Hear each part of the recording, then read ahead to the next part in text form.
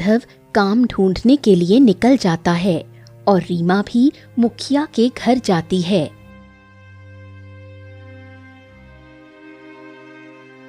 अरे तू आज इतनी देरी से कैसे आई है? मैं तुझे पैसे देता हूँ, पूरे 500 रुपया महीना। ये लेट आने के लिए नहीं देता हूँ। जब मन किया मुंह उठा के चले आए। माफ कर दीजिए, आइंदा ऐसी गलती नहीं होगी। अरे चल चल, अब बातें ही करती रहेगी या काम भी करेगी? जा, घर का पूरा झाड़ू पोछा बर्तन सब पड़ा है, जल्दी से साफ सुथरा कर दे। चल जा। ठीक है।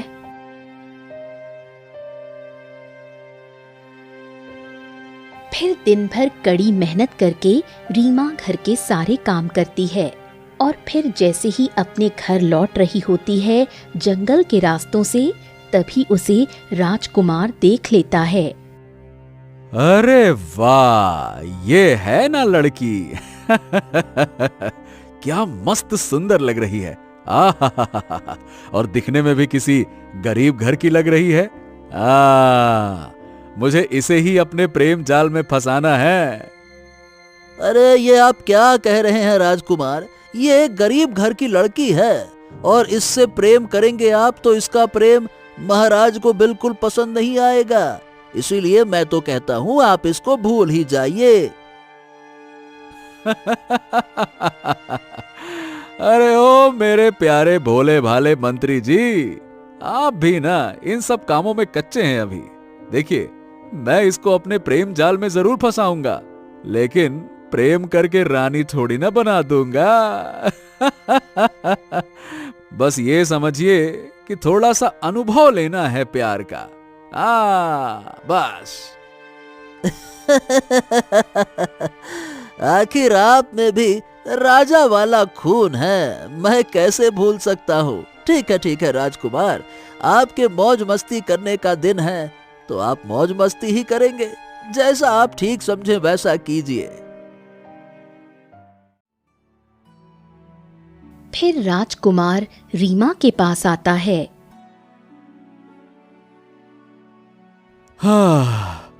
अब देखिए, मुझे बहुत जोरों की प्यास लगी है, थोड़ा पानी पिला दो। राजकुमार, आप ठीक हैं? मैं देखती हूँ यहाँ पर शायद एक झील है, उस झील से आपको पानी ला देती हूँ। इतना कहकर रीमा झील से पानी लाकर राजकुमार को पिला देती है। तभी राजकुमार कहता है, हाँ, अच्छा लगा पानी पीकर। वैसे तुम्हारा दिल कितना साफ है। ऐसी सादगी और नेक दिली मैंने अपने पूरे जीवन में नहीं देखी।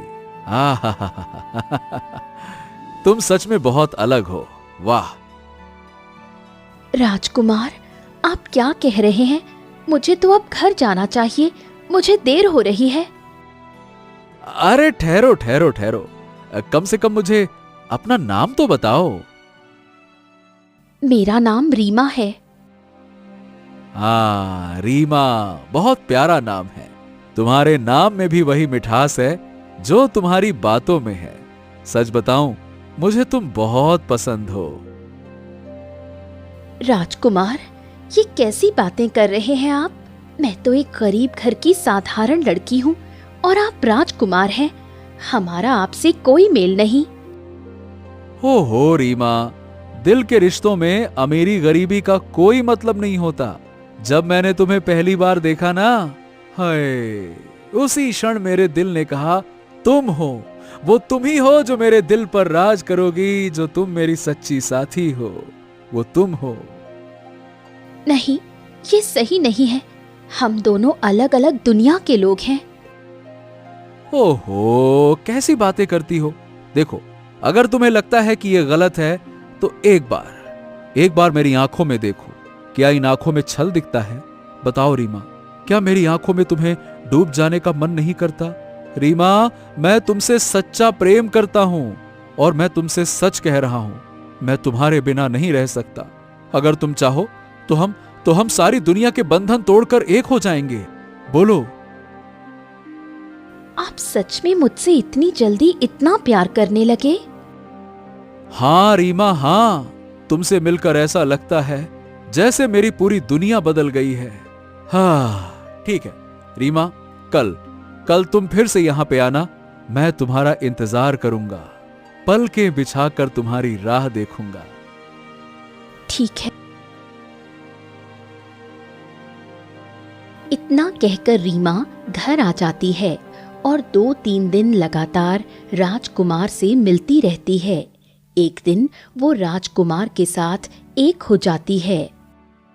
राजकुमार, आप हमें कहीं छोड़ तो नहीं देंगे? कैसी बातें करती हो रीमा, मैं तुम्हें छोड़ूंगा? सपने में भी नहीं। मैं तुमसे सच्चा प्यार करता हूं। अब बस मैं अपने पिताजी से जाकर हम दोनों के रिश्ते की बात करूंगा। क्या? सच में? आप सच में मुझसे शादी करेंगे? हाँ हाँ, मैं तुमसे सच्चा प्यार करता हूं रीमा, सच में। इतना कहकर राजकुमार वहां से चला जाता है। फिर ऐसे ही 2-3 दिन बीत जाते हैं, लेकिन रीमा रोज जाकर उसका इंतजार करती है, पर राजकुमार नहीं आता। क्या हो गया? राजकुमार 2 दिन से नहीं आ रहे हैं। मुझे उनसे मिलने का बहुत मन कर रहा है, और वो क्यों नहीं आए? फिर थोड़ी देर इंतजार करने के बाद वो परेशान होकर घर आ जाती है, और ऐसे ही देखते देखते 1 महीना बीत जाता है।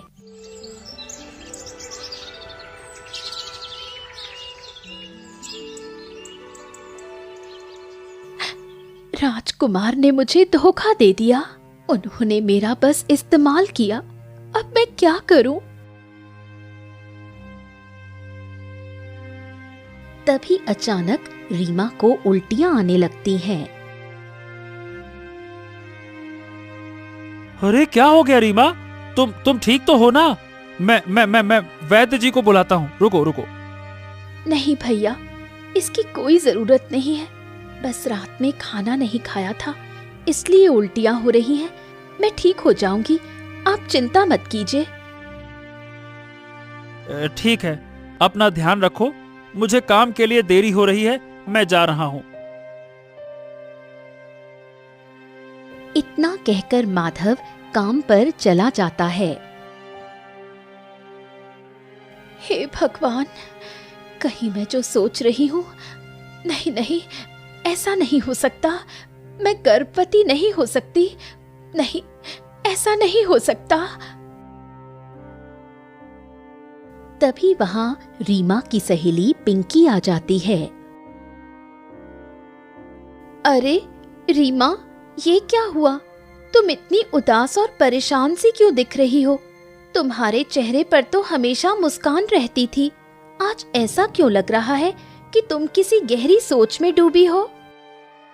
नहीं पिंकी, कुछ खास नहीं, बस ऐसे ही मन थोड़ा भारी सा लग रहा था और थकान सी महसूस हो रही है। शायद काम ज्यादा कर लिया होगा।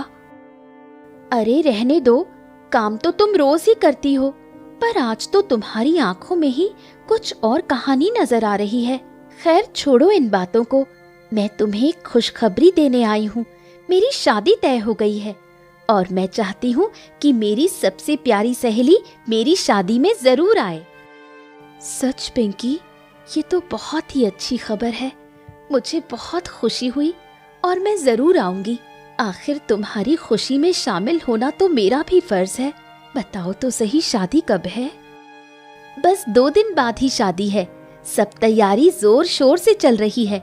घर में रौनक लगी हुई है और मैं तो बस यही सोच रही थी कि तुम अगर नहीं आओगी तो मेरी शादी अधूरी सी लगेगी, इसलिए तुम्हें हर हाल में आना ही होगा। हाँ पिंकी, मैं जरूर आऊंगी। तुम्हारी शादी में शामिल होकर मुझे भी बहुत अच्छा लगेगा और तुम्हें दुल्हन के रूप में देखने का तो मैं बेसब्री से इंतजार करूंगी। तो फिर पक्की बात हुई, मैं तुम्हारा इंतजार करूंगी और तुम बिना बताए कहीं पीछे हटना मत, क्योंकि मेरी सबसे प्यारी सहेली के बिना मेरी खुशी अधूरी रहेगी। ठीक है पिंकी, वादा करती हूँ तुम्हारी शादी में जरूर आऊंगी।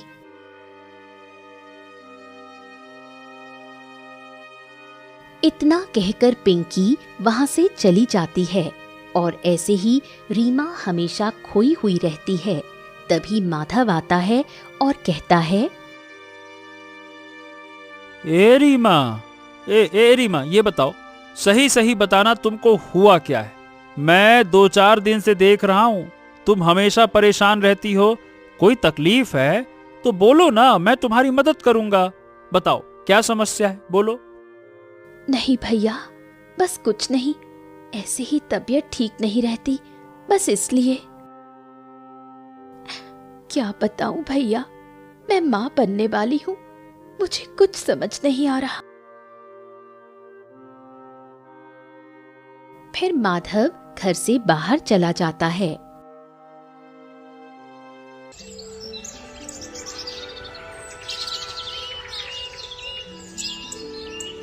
हाँ, कुछ तो है जो रीमा मुझसे छिपा रही है। मुझे किसी तरह से पता करना होगा कि आखिरकार उसके दिमाग में चल क्या रहा है। तभी पिंकी आती है। भैया, रीमा कहाँ है? मुझे उससे कुछ जरूरी बात करनी थी। हाँ हाँ, वो घर में है, जाओ। अच्छा पिंकी, सुनो सुनो सुनो सुनो, मेरी एक मदद करोगी? हाँ हाँ भैया, बोलिए, मैं आपकी क्या मदद कर सकती हूँ?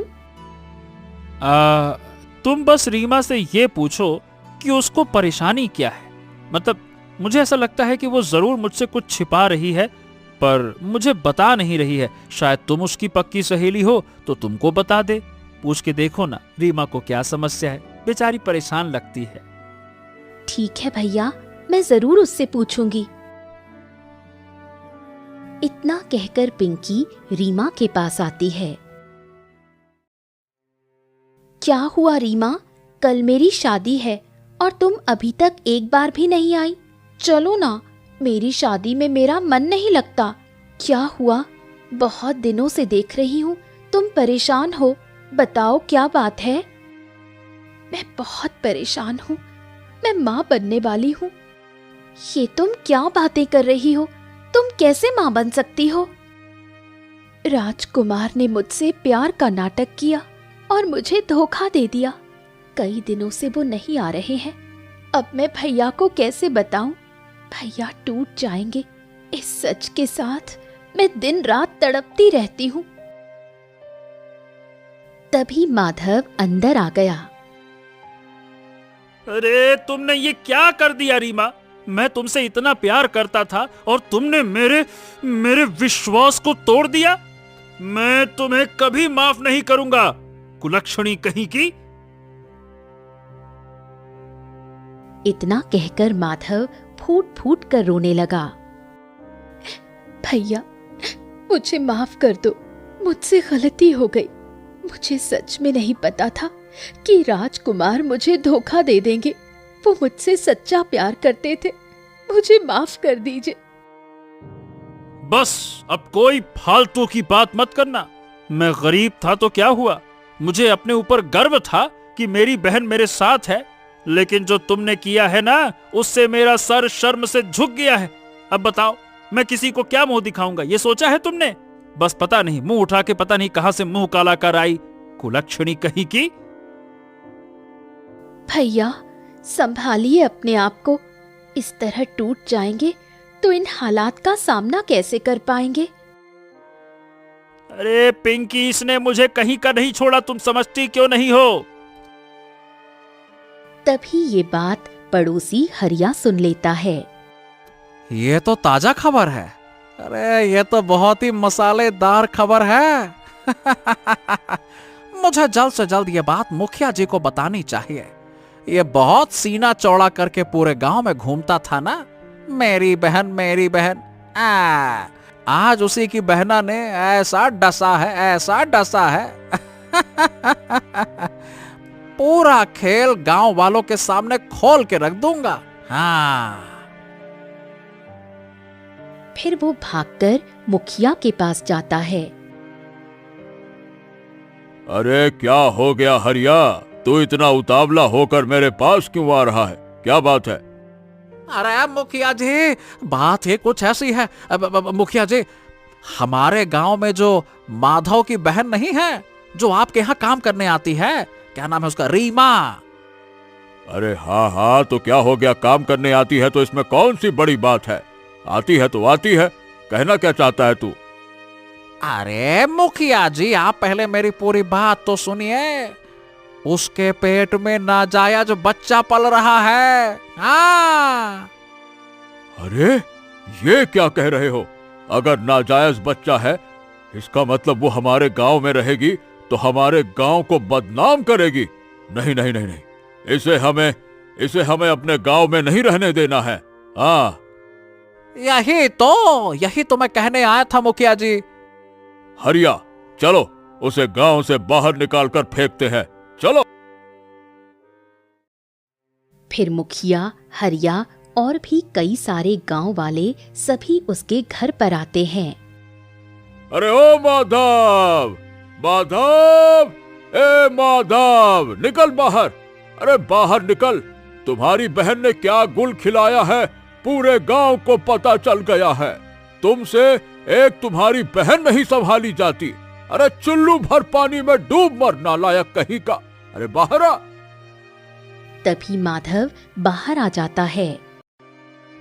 अरे तेरी बहन ने किस किस से मुंह काला करवाया है? अरे गंदा खून हमारे गांव में नहीं रह सकता। मारो इसको, पत्थर से मारो, इसका पूरा खानदान ही गंदा है। मारो ससुर के नाते को, मारो। अरे रुकिए रुकिए रुकिए रुकिए रुकिए रुकिए, आप लोग ये क्या कर रहे हैं? मेरी बात तो सुनिए। आप लोग जैसा समझ रहे हैं ऐसा कुछ नहीं है। सुनिए सुनिए, रुकिए। हम लोग क्या समझ रहे हैं, ये हम बहुत अच्छी तरह से जानते हैं। ये बता, क्या तेरी बहन के पेट में पाप नहीं पल रहा है? बता। हाँ, और नहीं तो क्या। अरे मारो साथियों, इन दोनों भाई बहनों को पत्थर से मारो, मारो इनको। इतना कहकर सभी गांव वाले पत्थर मारने लगते हैं। अरे अरे रुकिए रुकिए, आप लोग ये क्या कर रहे हैं? रुक जाइए, हमें एक मौका तो दीजिए सफाई देने का। रुकिए रुकिए। ए माधव, कान खोल के मेरी बात सुन। हम तुझे कुछ दिन का वक्त देते हैं। अपनी बहन को लेकर इस गांव से निकल जा, वरना तेरा इतना बुरा हाल करेंगे कि भीख में मौत मांगेगा। मैं नहीं चाहता कि तुम्हारी बहन की गंदगी पूरे गांव वाली लड़कियों पर पड़े, समझा? चलो।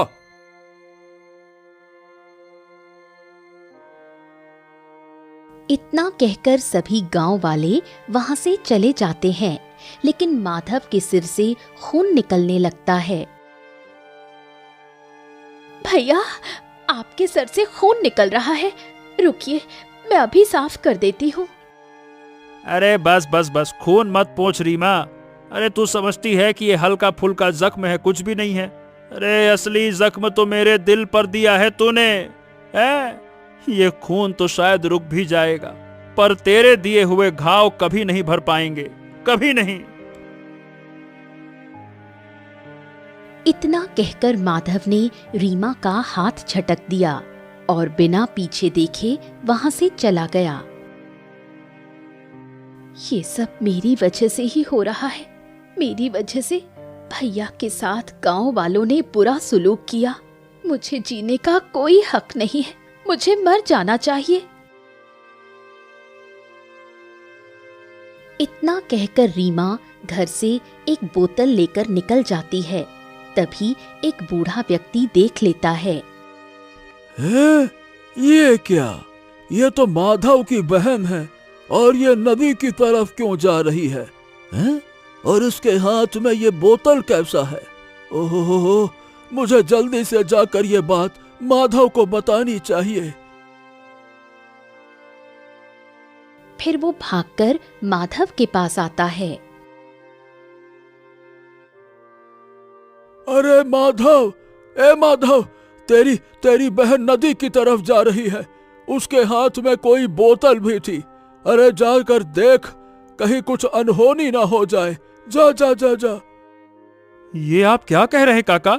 नहीं नहीं नहीं, मेरी बहन ऐसा नहीं कर सकती है। हे भगवान, ये मैंने क्या कर दिया? उसके साथ मैंने बहुत कड़वी बात की। मुझे जल्द से जल्द उसके पास जाना चाहिए।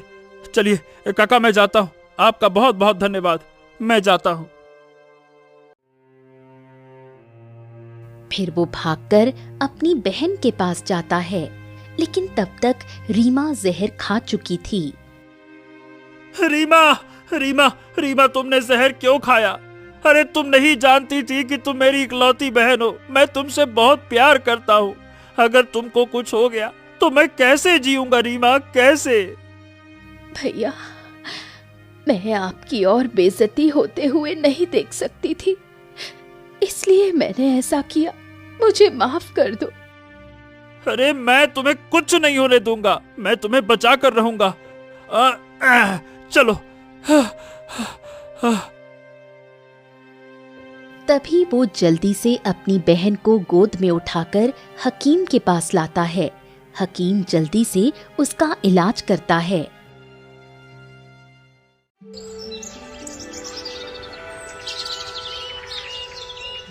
और कुछ ही दिन में रीमा पूरी तरह से स्वस्थ हो जाती है।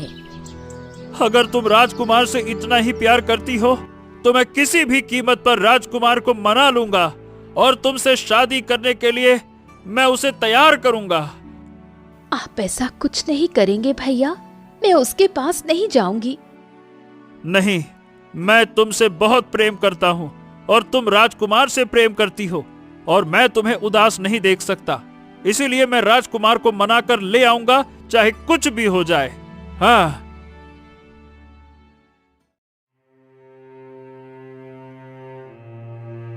इतना कहकर वो घर से निकल पड़ता है। तभी उसे एक साधु महाराज मिलते हैं। हरिओम हरिओम हरिओम। कहाँ जा रहे हो पुत्र? महाराज प्रणाम। मैं अपनी बहन के बच्चे के पिता को लेने के लिए जा रहा हूँ। मैं किसी भी कीमत पर उसे लेकर ही आऊंगा। हाँ, मत जा, नहीं तो मारा जाएगा। क्या? नहीं नहीं नहीं नहीं, कुछ भी हो जाए साधु महाराज, मैं अपनी बहन को यूं मरते हुए नहीं देख सकता। मैं तो उसको लाकर रहूंगा। तू अपनी बहन की मोह माया में सब भूल चुका है। वो राजकुमार है और तुम्हारी बहन एक गरीब। दोनों का कोई मेल नहीं है। मत जा। नहीं, आप कुछ भी कहें, मैं अपनी बहन को ऐसे उदास और दुखी नहीं छोड़ सकता।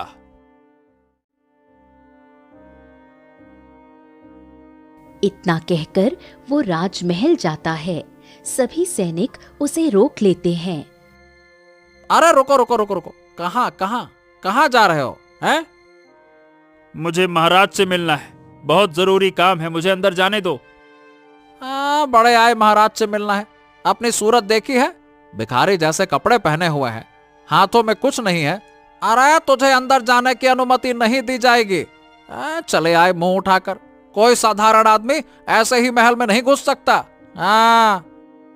मुझे कोई फर्क नहीं पड़ता कि तुम मेरे बारे में क्या सोचते हो। हाँ, मैं जानता हूं कि मेरी हालत खराब है, लेकिन मेरे इरादे साफ हैं। चाहे जान चली जाए, पर मैं महाराज से तुम मिलकर ही रहूंगा। अरे क्या हो गया भाई? क्या है वहां पे? क्यों शोर मचा रखे हो तुम लोग? क्या बात है?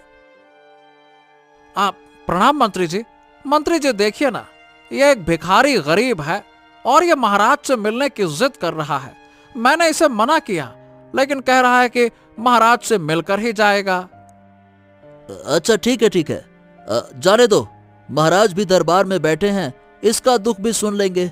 आजा भाई, आ जाओ। धन्यवाद मंत्री जी, धन्यवाद। फिर माधव राज दरबार में जाता है। कहो भाई, कैसे आना हुआ? महाराज, आपके पुत्र राजकुमार ने मेरी बहन से प्यार का नाटक किया और उसे गर्भवती करके छोड़ दिया। आप अपने राजकुमार को कहिए कि वो हमारी बहन से विवाह करें। ये क्या फालतू की बातें कर रहे हो तुम? ऐसा हरगिज नहीं हो सकता। मेरा पुत्र और तुम्हारी बहन? नहीं, हरगिज नहीं। महाराज, अगर मेरी बातों पर विश्वास नहीं है तो आप राजकुमार से पूछ लीजिए, वो तो सारा सच बता देंगे। तभी राजकुमार भी आ जाता है।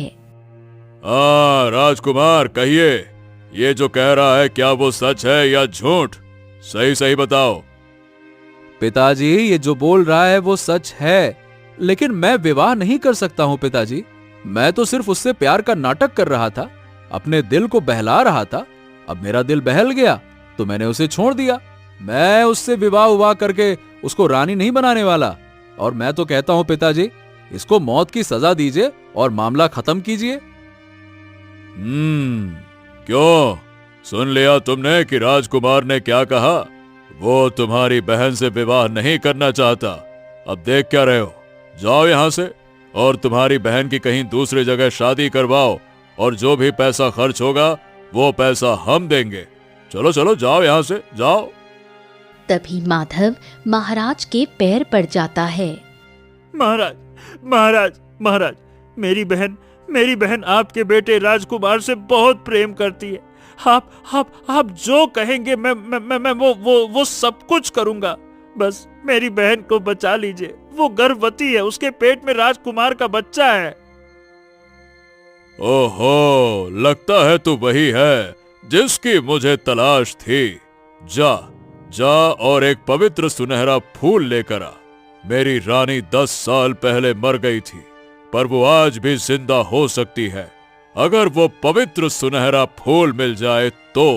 अगर तू वो ले आया तो तू जैसा बोलेगा वैसा ही होगा। हाँ ठीक है, ठीक है, मैं वो फूल लेकर जरूर आऊंगा। ठीक है।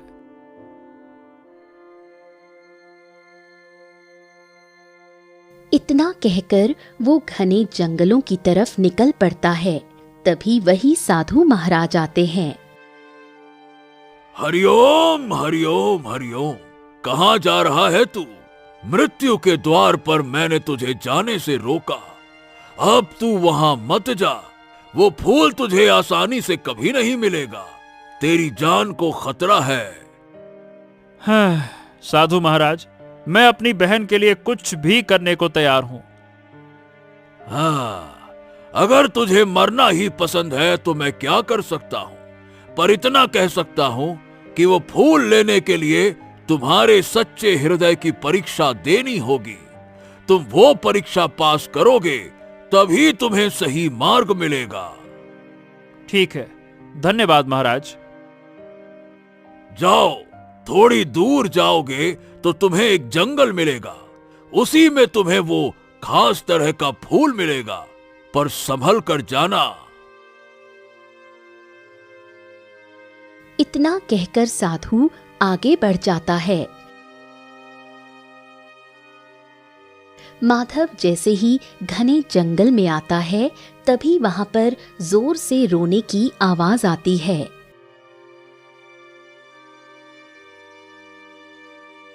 अरे, ये इतने घने जंगल में रो कौन रहा है?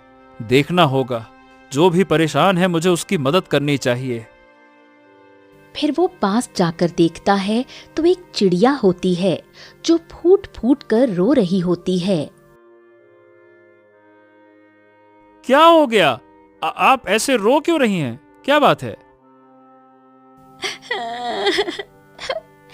मेरे बच्चे पेड़ से नीचे गिर गए हैं, तुम उन्हें उठाकर ऊपर रख दो। माधव सब जगह देखता है लेकिन उसे बच्चे दिखाई नहीं देते। बच्चा? लेकिन यहाँ तो कोई बच्चे नहीं दिख रहे। कौन सा बच्चा? मेरा बच्चा, यही था मेरा बच्चा। शायद वो किसी जानवर ने ले लिया। मुझे मेरा बच्चा वापस दिला दो। ठीक है, मैं तुम्हारे बच्चे को ढूंढ कर लाता हूँ। फिर माधव थोड़ी दूर जंगल में ढूंढता है। तभी उसे एक घायल चिड़िया का बच्चा दिखता है। माधव बच्चे को लेकर चिड़िया के पास आता है और उसके पंख पर कुछ पौधे तोड़कर लगा देता है और चिड़िया के पास रख देता है। हाँ, थोड़े घायल थे, इसीलिए मैंने जड़ी बूटी भी लगा दी है। हाँ, तुम्हारा बहुत बहुत धन्यवाद। तुम बहुत नेक दिल के इंसान हो। तुम जिस कार्य के लिए निकले हो, तुम्हारा वो कार्य अवश्य पूर्ण होगा।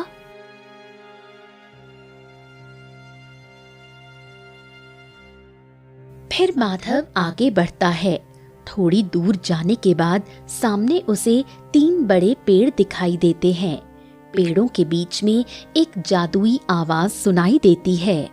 रुक जाओ, तुम आगे नहीं जा सकते हो। तुम कौन हो? देखो, मुझे जाने दो। मुझे वो जादुई फूल किसी भी कीमत पर चाहिए। अगर तुम्हें वो फूल चाहिए तो मेरे सवाल का जवाब देना होगा। ठीक है, मैं उसका जवाब देने के लिए तैयार हूँ, पर मैं पीछे नहीं रह सकता। मेरी बहन की जिंदगी और मौत का सवाल है, पूछो। माधव, यदि तू सच्चे दिल से अपनी बहन के लिए ये फूल ले जाना चाहता है तो पहले मेरी परीक्षा पास कर। तीनों पेड़ों में से केवल एक पेड़ के नीचे फूल है, बाकी पेड़ों में जाल और भ्रम है। तुझे बस एक सवाल का सही जवाब देना होगा। अगर प्यार सच्चा हो और दिल नेक हो तो इंसान कैसे निर्णय लेता है? पहला, केवल डर और लालच से। दूसरा, अपने हृदय की सुनकर और सच्चाई पर भरोसा करके। और तीसरा, दूसरों की नकल करके। इन 3 विकल्पों में से कौन सा विकल्प सही है, बता। अगर मैं डर और लालच से चुनूंगा तो मेरी बहन का भविष्य खतरे में पड़ जाएगा। अगर मैं दूसरों की नकल करूंगा तो सही मार्ग नहीं मिलेगा। बस मेरा हृदय और मेरी सच्चाई ही मुझे सही रास्ता दिखा सकती है। तो सही उत्तर है अपने हृदय की सुनकर और सच्चाई पर भरोसा करके। जैसे ही माधव सही उत्तर बताता है, तीनों पेड़ों की जड़ों से हल्की रोशनी फैलती है। सिर्फ बीच वाले पेड़ के नीचे से सुनहरा फूल झूमता हुआ बाहर आता है। तुमने बिल्कुल सही जवाब दिया। माधव, अब ये फूल तुम्हारा है। हाँ, धन्यवाद धन्यवाद। अब मैं अपने बहन की जिंदगी बचा सकता हूँ। धन्यवाद। इतना कहकर माधव वो फूल उठाता है और राजमहल जाता है। महाराज, ये देखिए, मैं वो फूल लेकर आ गया हूँ। हाँ, शाबाश। तुमने वो किया जो कोई आज तक नहीं कर सका। बहुत अच्छे, बहुत अच्छे। तुम अपनी बहन के सच्चे रक्षक हो। मैं हमेशा यही उम्मीद करता रहा कि कोई ऐसा आएगा जो उनकी रक्षा और प्रेम के लिए इतना साहस दिखाएगा। अब तुम इस फूल को इस मूर्ति पर रख दो।